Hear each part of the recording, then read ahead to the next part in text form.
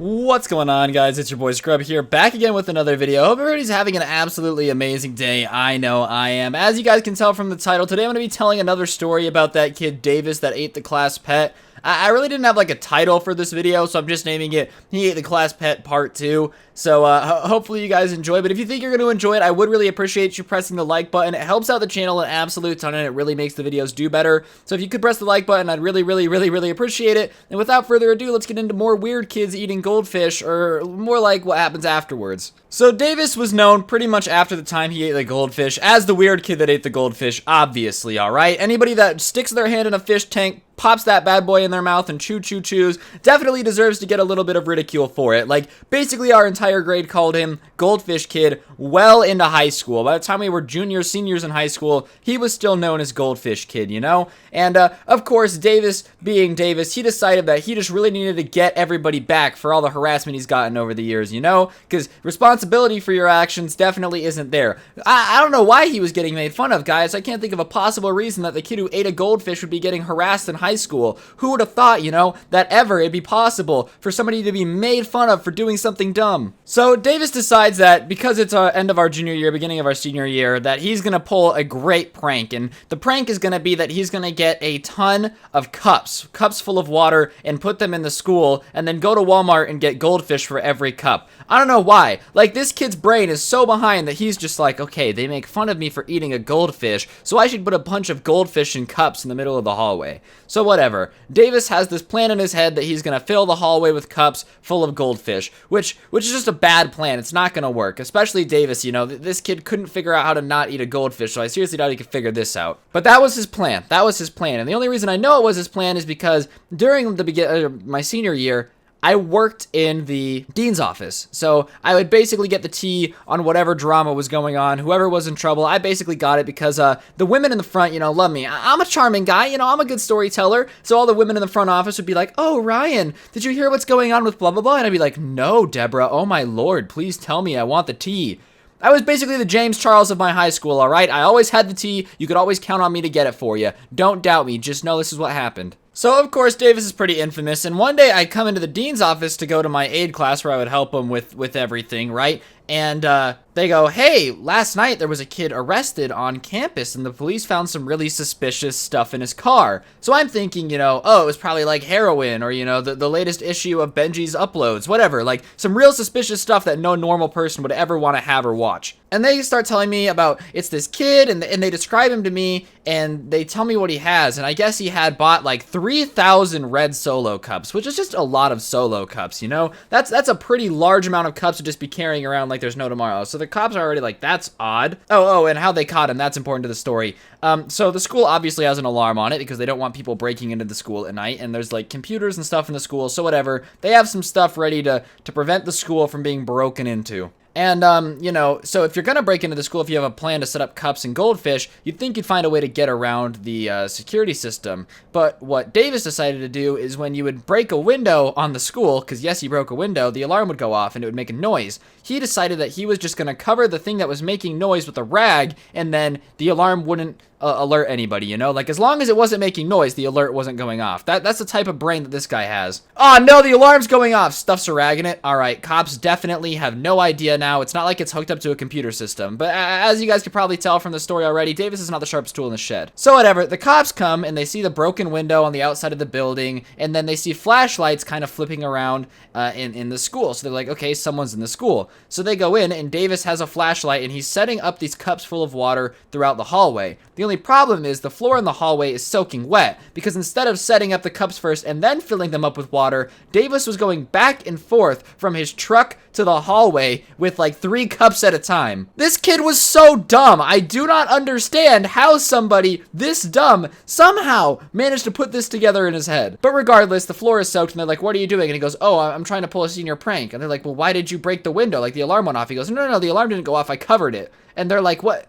That's not how alarms work, buddy." But regardless, so they put him in handcuffs, and they go to his car, and they see that there's like more and more cups, just cups and water, and like the entire truck is filled with cups and water. But then they open the car door, and sitting there is a giant tank, like a giant tank full of baby goldfish and goldfish. Like he had basically gone to Walmart and bought all the goldfish that they had. But basically, this guy had become the adoptive father of half 1,000 goldfish, and I don't understand what the plan was here. Like, let's break this down. Okay, you break into the school, fine. Somehow you turn off the alarm, fine. You're doing a whole Ocean's 11's bank heist just to pull this prank. But you're mad at people for making fun of you and calling you goldfish kid and bullying you because you ate a goldfish in 7th grade. So your plan is to put a bunch of goldfish in cups, and then that'll teach everybody a lesson about friendship. I don't know what type of Sid the Science Kid looking ass plan this kid had in his head, but it was not going to work. Like, none of this made any sense. Even at the time, I was like, this was really stupid. I don't know what he expected to happen. Obviously, people are still going to make fun of you. In fact, it might make it a little worse because now you've just committed goldfish genocide because these fish were definitely going to die. But regardless, that was his plan, whatever. So he's telling the cops this whole thing, and they're like, all right, well,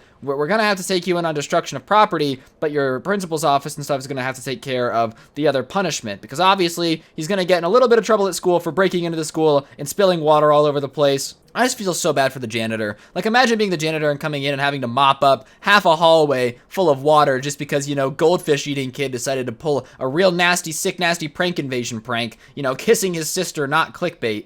But regardless, I'm getting all this information from some cute little chubby old woman in the front of my school's office who's like trying to, you know, give me the information that I need. And so I'm telling her about what's happening from 7th grade and like why this kid is so weird. Because her biggest question, she's like, why the goldfish? I don't understand. I've heard of the prank with the water cups, but the goldfish is just a weird touch. So I'm explaining it to her, and then she goes, so how is he gonna get away with it? And I'm like, yeah, well, I don't know. He obviously didn't think that through. She's like, no. Everyone would have known it was him, because who else would put a bunch of goldfish in a cup? Like, obviously, the kid who's known for eating goldfish would be the one doing the prank where there's goldfish on the floor. And I'm like, damn, that's kind of a good point. This kid really did not think this through. Wow. You know, Deborah's out here being a true crime investigator, all right? Who needs Sherlock Holmes when you have Deborah, the front aid office lady, all right? That's what I'm letting everybody know from now on. All you crack FBI teams out here trying to figure out where the memes are coming from, you got it all wrong. You need to go hire Deborah from my old senior class dean's office, because she'll tell you everything you need to know. She'll break it down. She could catch some serial killers. But this was at the start of my senior year, so we weren't close to graduating or anything. But the punishment that Davis got was obviously he had to pay for the window. But here's the real kicker.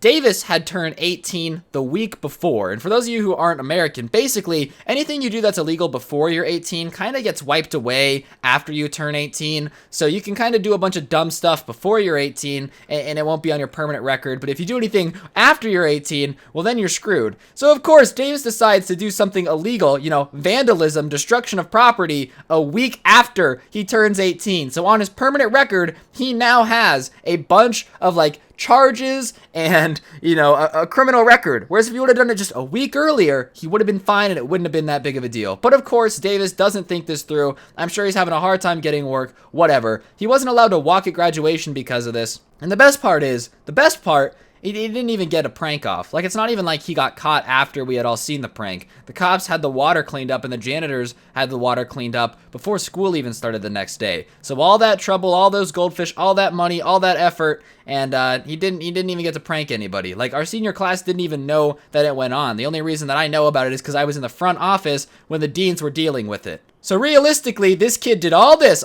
effort for literally nothing. And you know, I've dealt with some stupid people in my school days, all right? There was Melvin the lizard kid, there's Davis the goldfish boy, and somehow, they always surprise me with how stupid they could be by just not thinking things through. But yeah, that's the other story I have about Davis, you know, his super awesome revenge prank that went really wrong and only ended up getting him in trouble. What a sick play, 500 IQ, obviously. You know, they say fish kind of makes you smarter, you know, it has mercury in it or whatever, but something tells me that this kid only ate that one goldfish ever, like was never a fan of sushi, because if he did eat food that was supposed to make him smarter, it really didn't work. Or maybe I'm wrong and he was just so dumb that it takes more than just one goldfish to make him smart, you know, like the offset of how stupid Davis is just didn't really work out with anything else, like that was the only possibility that he could have ever had. Regardless, guys, that's going to do it for the video. If you enjoyed, I would really appreciate you once again pressing the like button. Comment down below the stupidest person that you've interacted with in school. I know everybody's interacted with just that one kid that's dumber than everybody, and I want to see your stories. Maybe I'll take the 5 best stories I get of dumb people in the comments, and I'll make a video and name it the dumbest people you've ever met in school. That's what I'll do.